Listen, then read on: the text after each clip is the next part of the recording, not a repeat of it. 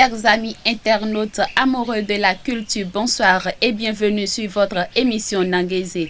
Aujourd'hui, nous aborderons un sujet très important dans la société africaine. Il s'agit de la dot, la valeur qu'elle donne à une famille et ce qu'elle représente dans la culture africaine. Avec nous, pour en parler, notre invité, M. Bernard Adjibodou, garant de la tradition. Bonsoir, M. Bernard Adjibodou. Bonsoir. Merci d'avoir honoré notre présence. Avec vous, nous aurons à parler de l'importance de la dot pour une femme dans la culture africaine. Merci de vous présenter à nos chers amis internautes. Merci beaucoup. Je me nomme Bernard Adjibodou. Je suis Olori Adjanaba Baoro de l'Ouémé. Je suis membre du conseil des sages de la ville de Porto-Novo. Je suis vice-président à la Cour royale de Porto-Novo, Hakon 3. Je suis aussi le secrétaire général porte-parole de FACEB, Fédération des associations des cultes endogènes du Bénin. Parlant de la dot, l'impact de la dot en Afrique et au Bénin, c'est un sujet qui est très sérieux, puisque nous avons constaté, notre constat est que la jeunesse de nos jours n'aime pas entendre parler de la dot. Aussi, l'importance de la dot, ça commence très tôt. Pourquoi très tôt? Le jeune Dahoméen, jeune Béninois, après avoir pris service, la première des choses, c'est là où se loger. Il se loge maintenant, il va avoir une amie, et l'amie se transforme en fiancé. Au moment où il y a du fiançage, il s'en va présenter cette dernière à sa famille. Au premier abord, il présente à sa maman, parce que la maman est souvent complice dans la famille. Donc la maman suggère ça au papa, le père va dire, d'accord, nous allons consulter le Fa pour voir si ça va marcher entre vous deux. Maintenant, le papa va demander à la fille, vous êtes de quelle famille? Vous faites quoi dans la vie? La fille va se présenter et présenter ses parents. Automatiquement, on sait qui elle est. C'est comme ça chez nous ici. De quelle région elle est, on sait automatiquement à partir de son nom. Maintenant, le papa, les parents vont chercher à connaître les parents de cette fille sur les propos de la fille. Si la fille est d'accord, bon, les deux parents vont se rencontrer. Du côté de la femme, ils iront constituer le Fa. Du côté de l'homme, ils iront constituer aussi le Fa. Et faire maintenant les sacrifices qui sortiront des Odou. Après ça, maintenant, la tante de la famille de l'homme ira vers la tante familiale de la femme pour s'acquérir de comment cela se passe chez eux. Ils vont énumérer les choses utiles pour la libation et des prières et aussi ce qu'ils vont donner comme donation, comme dot. Généralement, la dot, c'est quelque chose de symbolique. En notre temps, au temps de nos ancêtres, c'est symbolique. Symbolique comment? C'était le kola, ce qu'on appelle piment de Guinée, ça veut dire, on appelle ça ata, avis, le kola, dans le porcelaine tout à fait blanc, et on met ça dedans, avec un billet de 5000 à l'époque. On appelle une boisson Béchoué. Donc c'est avec ça qu'ils viendront demander la main de la fille. Ce n'est pas encore la dot. On dit, ah, votre fille est en fiançage avec notre garçon. La famille aussi fera ses enquêtes pour voir la moralité de ce garçon et voir la moralité de la famille. Après étude et après la consultation du Fa, ils vont donner une réponse affirmative. suite à cette réponse maintenant, l'amitié commence. On dit fiançage. Ce n'est pas aujourd'hui, quand nous avons nos enfants qui se disent c'est mon copain, tu peux avoir 20 copains. Ce n'est pas des choses qui vont très bien. C'est mal placé par rapport à moi personnellement, je n'aime pas entendre ça. Parce que c'est de l'amitié en fiançage. Le fiançage, c'est au mariage. Donc, ensuite, chemin faisant, les deux vont décider parce que en fiançage, ils vont s'étudier. L'homme va étudier l'attitude de la fille. La fille va étudier l'attitude de l'homme. Et un beau jour, les deux vont décider maintenant, nous allons aller vers les parents maintenant pour la dot. C'est ainsi que la dot va se préparer. Et ça se prépare comment? La famille de la femme seront assises, la famille de l'homme seront aussi assis. Du côté père, du côté mère. Ça veut dire des délégations. Il y a aussi des délégations qui arrivent aussi des grands-pères et de grands-mères, si possible. Parce que rien n'est fait en clando. Ça signifie, le mariage, ce n'est pas entre les deux, c'est entre les deux familles. La femme épouse maintenant la culture de l'homme.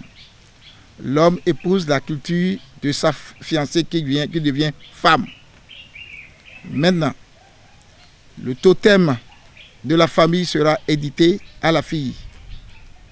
Le totem de la fille sera édité à l'homme aussi, pour ne pas offenser. Si elle est adepte de Vodou, ça se dit. Si elle n'est pas adepte et simple animiste, ça se dit selon la famille. Bien. La famille maintenant, ils vont représenter la boisson que nous appelons acédécon. Ça veut dire de boisson sucrée, communément appelée matini ou de boissons alcoolisées importées. Il y a une bouteille de ça, une bouteille de gin, et on appelle aussi une boisson d'obliba. Ça veut dire rhum Saint-James. À l'époque, c'était des boissons qui sont très précieuses. Voilà. Et la cigarette, en ce moment, c'était national. Ce serait là. L'allumette sera là. Il y a aussi le tabac. Il y a la pipe. Aussi, il y a des boissons qu'on appelait en ce moment oupa, qui veut dire liqueur, communément appelé aujourd'hui Fizi et autres. Donc, ces boissons sont dedans. Il y a aussi la bassine qu'on appelle pavis. Dans le pavis, il y a aussi une caisse, pas très grand comme à ce jour, pas comme on parle de la valise. Avant, il n'existait pas la valise. C'est la caisse, très bien fait, bien vernie, bien cirée avec des cires d'abeilles. Et on met quelques tissus dedans pour la femme. Et aussi, dans la bassine, il y a des ustensiles de cuisine pour la fille. Une fois entrée en foyer, elle va l'utiliser. Il y a les casseroles et autres qui sont symboliques. Ce n'est pas des choses grandioses qui sont dedans. Maintenant, pour honorer cette famille, on achète de demi-pièces de tissu pour le père, demi-pièces de tissu pour la maman. On met l'enveloppe d'argent dedans qui est symbolique. C'est à partir de 5 000. Pour la maman aussi, à partir de 5 000. Et il y a de sodabi, l'alcool local. Quand on met 1 litre, on met de l'argent là-dessus, 1000 francs, et la cigarette et autres. Et il y a aussi du sel pour les femmes qui étaient dans la maison, qui balaient dans la maison avant son arrivée. On fait tout ça, on met ça, on englobe tout. Et maintenant, on appelle la tante de venir vérifier. Là, rien ne concerne le papa ni la maman. Elles sont tous à l'écart. C'est les deux tantes qui gèrent. La tante du côté père et la tante du côté mère. Maintenant, les Yao qui accompagnent les gens pour pouvoir glorifier la famille avec ce qu'on appelle le chapelet de famille Oriki, qui contemple la famille avec les panégyriques que l'on dit en français. Donc, et ça commence par là, par les cris de joie, et on demande là à la fille, devant le public, si tu acceptes que la famille prenne ce que tel monsieur, ses parents ont amené comme dot, tu acceptes, ils vont lui poser la question 3 fois. Elle doit répondre affirmativement. Si elle dit non, ça veut dire un pas en arrière. Vous allez vous retourner tous. Mais si elle dit oui, alors là, tout se passe très bien. Et maintenant, ce n'est pas le jour là que tu vas raccompagner la femme à la maison. Ils vont rester là maintenant. Et la famille de la femme vont donner à boire et à manger à ceux qui sont arrivés, puisque les deux se sont déjà unis. Ils forment déjà une seule famille. Donc, ils restent là, ils mangent, ils boivent et ils vont retourner chez eux. Un autre jour, ça doit être un jour du jeudi, qu'on appelle Nyonuzangbe, le jour de la femme. C'est ce jour-là qu'on choisit maintenant. La tante et oncle, du côté de la femme, vont raccompagner maintenant cette fille vers son mari. Et qu'est-ce qui se passe en ce moment? S'il y a nos mamans qui sont là, ils vont dire ce qui se passe. Il y a des choses qui se passent, c'est comme des pleurs, des larmes, comme s'ils sont en train de quitter définitivement leur famille. Et la maman est là pour consoler sa fille. Les tantes sont là pour consoler la fille. Et maintenant, on raccompagne maintenant la femme chez son mari. Et les Yao qui sont de la maison, les femmes qui étaient de la maison, ils jouent à la musique traditionnelle qu'on appelle Gangbe Panou. Et ils jouent ça pour glorifier cette famille, pour glorifier cette femme. Et entre-temps, si la femme est arrivée, et c'était la veillée, les gens seront là, la famille seront au complet, et jusqu'à 21h, 22h, bon, chacun se disperse. La nouvelle femme rentre dans sa chambre avec son mari. Autant Jardy, le lendemain, ça devait être encore autre dot. Oui, si la nuit se passait très bien et que le mari retrouve que sa femme est vierge, on amène le tissu avec des taches qui prouvent qu'elle est vierge. Et avec ça maintenant, la famille de l'homme, le père de monsieur, le nouveau marié, la maman, très content de voir cette fille vierge, ils achètent un canard. Le canard, en ce moment, était très cher. Ils achètent et ils mettent de l'argent là-dessus et de l'alcool local pour aller le lendemain remercier avec le tissu entaché à la famille de la fille pour glorifier cette famille de la fille, pour avoir donné une bonne éducation à leur fille. Ça fait une gloire. Ça fait la gloire de la fille dans la communauté, là où elle sort, dans le village. C'est une gloire. Ça fait vraiment l'éloge de cette fille et ça lui donne l'élégance. Ça lui donnera la voix. Elle va bien marcher, elle va bien parler dans la communauté. Donc ainsi que cela se passe. Et tout le village ou le quartier, c'est la joie. Maintenant, les deux familles sont ensemble. Une fois ensemble, quand deux personnes sont unies, qu'est-ce qui suit? C'est la grossesse. Quand la grossesse arrive, le papa du mari, puisque le mari il est jeune, ne connaît rien de la tradition, le papa va faire appel à un guérisseur traditionnel qu'on appelle communément Boukoron pour consulter le fa cette grossesse. Est-ce que ce serait un bon garçon qui sera né ou bien ce serait une fille qui sera née ou un enfant qui sera né et resté longtemps avec nous le Fadira et ils feront les rituels. Avant l'accouchement, ils vont encore aussi consulter. Maintenant, à l'accouchement, l'enfant arrive maintenant, le grand-père aussi appelle encore le Babalao pour voir quel est l'ancêtre qui a mis la main sur la tête de ce bébé qui vient d'arriver. L'ancêtre tant, il adorait telle divinité. C'est telle divinité que tel enfant bébé va adorer désormais comme son ancêtre qui l'a réincarné. Voilà comment ça se passe.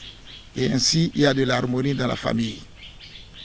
Merci, monsieur. Et combien de types de dot y a-t-il? En principe, c'est 2. En principe. Normalement, c'était 3, comme je viens de dire.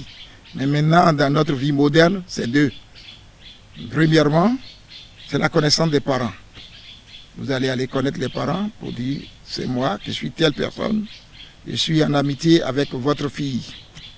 Si les parents sont d'accord, s'il n'y a pas d'antécédent entre les 2 familles, ils vont te l'accorder. Mais s'il y a d'antécédents, ils vont dire, niet, et tu retournes bredouille. Raison pour laquelle, dans ce monde, en allant, il faut toujours faire du bien. Il faut contrôler la parole, il faut contrôler tous tes actes dans la communauté. Parce que demain, ça tourne mal au cours du mariage des enfants. Si tu es père, si tu n'as pas une bonne conduite dans la communauté, ton enfant ne peut pas, ton garçon ne peut pas aller prendre femme quelque part. On va dire, il est méchant, il est ci, il est ça. Mon enfant ne va pas aller là-bas. De côté père et de côté fille, c'est presque la même chose. C'est pour cela que nous devons nous comporter très bien dans la communauté. Et quelle nuance faites-vous entre ces 2 dots? La nuance, c'est que, premièrement, pour rentrer chez quelqu'un, il faut taper à la porte. Premièrement, c'est taper à la porte. Pour se présenter. Puisque on ne peut pas commencer par voir une fille avec un homme sans savoir qu'est-ce qu'il y a entre les 2. Et tu n'as pas le droit de rentrer dans cette maison. On va te chasser. Ou ses frères vont te battre fatigué. Mais dès que tu fais ta présentation, on t'ordonne maintenant de ne pas rester au dos du mur, de chaque fois rentrer à la maison et parler avec ta fiancée ou celle avec qui tu es en amitié. Voilà.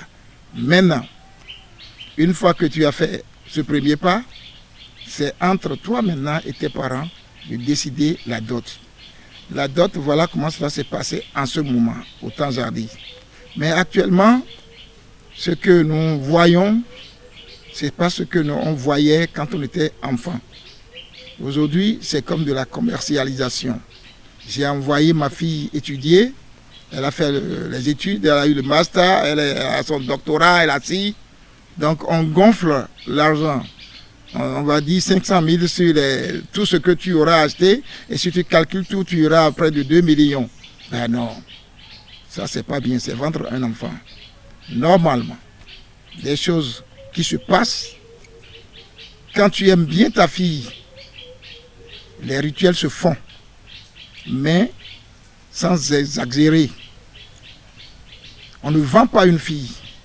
Quand tu prends assez d'argent pour envoyer une fille en mariage, on la maltraite. Le monsieur, il prend son alcool, il dit, après tout, j'ai été acheté. Après tout, c'est moi qui commande. Mais quand c'est des choses symboliques que vous faites, et avec ces choses symboliques, au même moment sur les lieux, là où on fait les dots, les parents disent, on ne tape pas ma fille. On ne frappe pas ma fille, on ne malmène pas ma fille.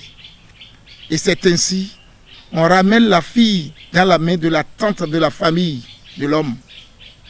C'est comme ça que ça se fasse. Ça se faisait ainsi. On remet la fille dans la main de l'oncle de la famille, les 2. S'il y a quelque chose, c'est à vous 2 que nous allons poser la question. Donc, ce qui se passe actuellement, nous avons plusieurs qualités de dot au Bénin. Les qualités ça dépend des catégories de la famille. Il y a les Yoruba qui sont différents. Il y a les Goum qui sont différents. Il y a les Agouda qui sont différents. Donc, chaque ethnie groupe a leur façon de dot. Il y a les gens qui sont aisés, ça veut dire supérieurs financièrement. Il y a le bas classe qui n'a pas droit à copier la classe supérieure. Donc, raison pour laquelle je dis la fourmi ne respire que selon la capacité de sa poitrine. Donc, on ne doit pas vendre nos enfants. Nous ne devons pas regarder, observer les frais utilisés sur la fille de l'enfance jusqu'à l'université, jusqu'à finir. Le problème est que ce que ma fille deviendra là-bas, le respect, quand tu prends trop de dot, on n'a plus de respect à ta fille parce que le monsieur va s'endetter ou le papa va aller vendre sa parcelle à tel endroit avant de te prendre en mariage. Alors là, tu es comme si tu es en esclavage. C'est que le mot que je n'aime pas utiliser, ce qu'on n'aime même pas. Mais au sens figuré, c'est quelque chose comme ça. Alors, moi qui suis ici, j'ai fait une seule fille parmi 3 garçons. Mais ma fille, elle est professeure d'anglais certifiée. Vous voyez? Mais ce que j'ai pris, ils sont arrivés faire ce que je viens de dire. Ils ont fait le premier pas. Le premier pas partout, ça n'atteint pas 60 000, à vrai dire, de nos jours. Ça n'atteint pas 60 000 pour achat et autres, pour les trucs là. Mais le deuxième pas, j'ai refusé. Pour la dot, j'ai refusé. J'ai dit non. Messieurs, vous vous aimez. Vous êtes tous des intellectuels, vous deux. Donc, l'argent que tu vas prendre pour faire la dot, prends ça pour t'occuper de ma fille. On ne la frappe pas. On ne la maltraite pas. Point. Mais c'est tout. Parce que j'ai copié ça de mon père. Mon père étant un vieux, né vers 1896. Vous voyez? Donc, ils ont de l'expérience. Ils nous ont légué des connaissances. C'est ça que nous suivons. Mais, de nos jours, nos enfants aussi dans la famille, dans ma propre famille, ils ne respectent pas ça. Et ça, je déplore ça. Parce que il y a des fois, on donne des dots, on dit, il manque ceci, on ne prend pas. Il manque telle boisson, on ne prend pas. Mais on n'est pas à la vente de charité, au vente aux achères. Donc voilà. Ok, monsieur, dites-nous à quelle étape la femme est censée-elle recevoir la dot? L'étape là arrive toujours de la décision de la femme. Parce que l'homme ne décide pas. Si l'homme décide et la femme n'est pas prête, parce que parfois, il y a la jalousie auprès dans chaque famille. Parce que ma fille n'a pas été dotée, elle-même ne sera pas dotée. Les tantes font de jalousie parce que ce serait une tante qui va recevoir les choses. Elle met les pieds à terre. Ah, non. Ma fille n'avait pas pris, elle est là depuis des années. Un homme n'a jamais dit je t'aime. Et c'est elle, celle-là qui viendra faire des choses. La manigance, les choses commencent par là. Donc le père est obligé, s'il est vivant, de faire des avances vers cette tante pour quand même calmer la situation. Et que des deux côtés, ça passe. Parce que ce sont les tantes et oncles qui créent souvent ces problèmes. Et aussi, si la jeune fille ne montre pas une bonne qualité de semence, puisque la femme c'est une semence qu'on dit. Quand tu veux rentrer dans une maison, tu vas dire, j'ai trouvé une plante chez vous que je voudrais semer chez moi, je voudrais transplanter chez moi pour avoir de bons fruits.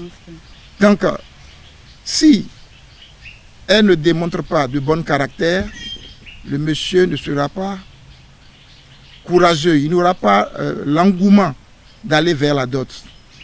Et, comme on dit toujours, elle est à l'essai. Elle est sous observation. Tu seras sous observation jusqu'à ce que tu vas faire 4 enfants. Vous voyez? Donc il y a d'autres qui font leur dot après avoir 4 enfants. Il y a d'autres par contre, pendant la jeunesse, ils le font. Parce que la femme est ouverte. Mais quand une femme est renfermée, elle est souvent renfermée sur elle, elle ne respecte personne, il n'y a pas de dot. C'est comme ça. Dans un couple, après la dot, la femme souhaite toujours, le couple d'elle souhaite un bon foyer, avoir une vie nickel. Mais il arrivait, tout n'est pas nickel. il y a des disputes jusqu'à un point où on demande de divorcer. À ce niveau, est-ce que la dot serait retournée à la famille? Comment ça se passe? Bien. Jusqu'à ce niveau, c'est un peu difficile. C'est un peu difficile parce que la tante familiale est garant de la tradition. L'oncle familial est garant de la tradition. Des deux côtés. S'il y a de disputes, la maman de la femme est censée savoir. Si c'est elle qui est à la base, parce que des fois, il y a la belle-mère à la base, de l'autre côté, et du côté du mari et du côté de la femme. Le problème commence par là, par les deux. Donc, une fois, si la fille comprend que c'est à partir de la belle-mère, elle va aller se plaindre à sa tante familiale et à l'oncle. Et les deux maintenant vont se rapprocher vers le côté du mari. Ils vont discuter, faire une réunion maintenant et régler le problème à l'amiable. Parce qu'il y a déjà l'enfant qui est là, qui va s'occuper de l'enfant. Donc, ici, avec la tradition, c'est pire que le mariage étatique civil qu'on fait. Parce que ça, c'est juré en public, en famille. Et que, nécessairement, au temps jardin, il n'y a jamais eu de divorce. Il n'y a pas de divorce. Tu te divorces, tu vas aller te marier avec qui? Tu vas aller dans quelle maison? Ce serait difficile pour la femme. Mais de nos jours, on ne respecte rien. On ne respecte plus la tradition. Il n'y a pas de développement sans culture. On abandonne la culture, on regarde les séries de l'Europe, de télévision, et ça crée des problèmes au sein du foyer. Et ce que nous remarquons, ils finissent toujours au tribunal. Et ce qui n'est pas bien pour notre culture. Ça détruit le foyer. Parce que le droit est à part. Le droit de la tradition garantit les enfants et unit la femme et l'homme. C'est à vie. Tu te maries, vous allez vivre ensemble et mourir ensemble. C'est comme ça. Mais généralement, l'homme meurt avant sa femme. Et la femme est là maintenant pour s'occuper des enfants. C'est comme ça que ça se passait. Mais de nos jours, et surtout quand on parle de l'émancipation de la femme, ça a tourné autrement.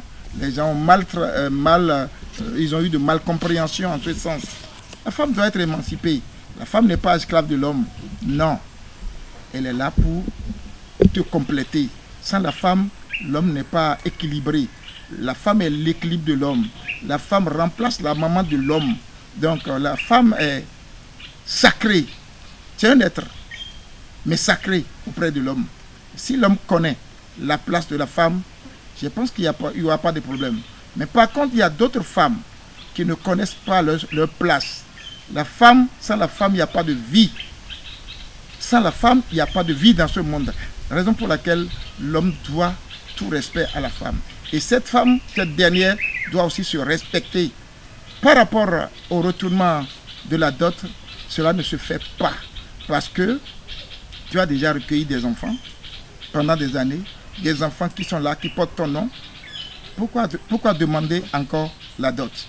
Maintenant, dans d'autres communautés, s'il y a divorce précipité, s'il y a divorce dans la vallée de l'Ouémé, ma maman vient de la vallée de l'Ouémé, et on va toujours te contrôler, t'observer, t'espionner. Si jamais la femme épouse quelqu'un, quel que soit l'endroit, le monsieur sera convoqué à venir rembourser la dot. Ça, c'est clair et net. Ça continue jusqu'à ce jour dans la vallée de l'Ouémé. Je ne sais pas pour d'autres régions. Il peut dépenser 50 millions après 20 ans dans cette maison. Le monsieur, il va tout calculer. Donc, c'est leur tradition à eux. Mais à Porte-Novo, le Porte-Novien ne demande pas ça. Une fois que j'ai déjà des enfants, c'est fini.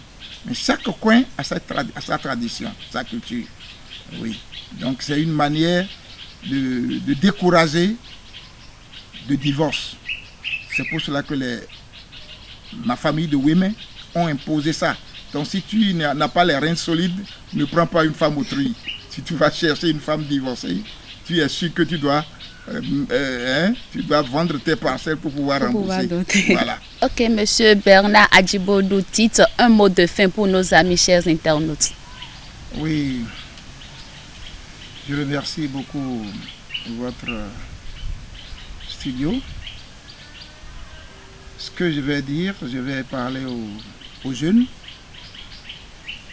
Le Fa n'est pas un vaudou. Le Fa, c'est la science divinatoire. En toute chose, d'aller vers le Fa. Si vous trouvez un bon job, allez vers le Fa et consultez. Vous trouvez une femme, une fille, pour entrer en amitié solide et durable, allez vers le Fa et consultez avant d'être en fiançailles. Et comme ça, en communion avec vos parents, les choses iront bien entre vous. Puisque il y a des femmes qui vont te porter de bonheur, ainsi il y aura des femmes qui vont te porter de malheur. Il y a des hommes qui vont te porter de bonheur, il y a aussi des hommes qui vont te porter de malheur. Ce n'est pas de notre faute, c'est la nature. Donc essayons d'être dans les normes. Nous sommes africains, nous sommes béninois, dahoméens d'alors et béninois d'aujourd'hui. Ce que faisaient nos ancêtres, la clé c'est le Fa pour mieux vivre et vivre en harmonie. Je vous remercie. Merci à vous, Monsieur Adjibodou Bernard, d'avoir accepté notre invitation sur ce plateau. Chers amis, fidèles internautes, ceci vient boucler ce numéro de votre émission Nangaise. On pourra donc comprendre à travers l'intervention du garant de la tradition, M. Adjibodou Bernard, que la dot n'est plus pratiquée comme cela c'était il y a des siècles. Merci de nous avoir suivis et prenez donc rendez-vous pour notre prochain numéro.